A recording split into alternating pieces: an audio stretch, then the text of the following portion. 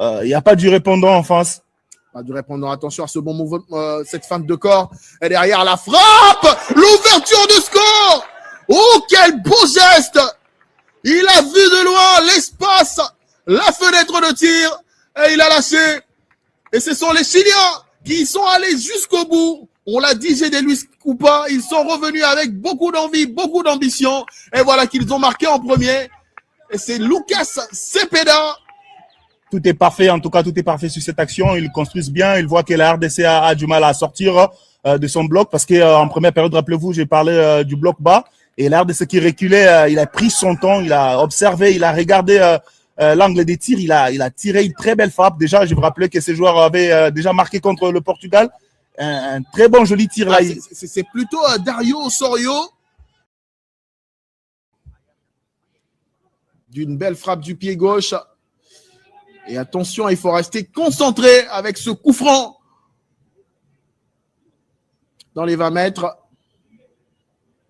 Et c'est Mathias Sepulveda, le joueur de 27 ans, sociétaire de Lanús en Argentine,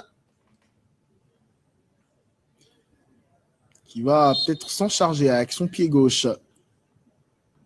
C'est parti, Sepulveda. Et voilà. Il le lance bien dans les filets. Exactement. Et c'est le deuxième but pour le Chili. Et c'est bien sûr la série sur le gâteau. J'ai des Luis Coupa. Ces Chiliens étaient venus pour gagner ce match. Ils l'ont démontré dès le retour des vestiaires. Et voilà, ils ont marqué un premier. Et ils ont eu cette amabilité de mettre ce deuxième but. Ils ont compris que nous avions un gardien qui a du mal à frapper, à attraper des ballons à distance. Ils ont provoqué, je le disais avant, cette faute pour obtenir ce coup franc en plein cœur des jeux.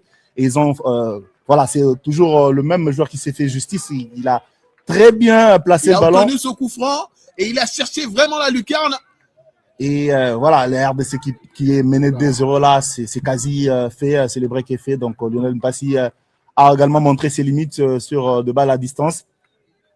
Eh ben c'est un autre niveau, donc il faudrait vraiment voir comment encore plus plausible, mais peut-être déjà sur cette descente, la réaction des Congolais.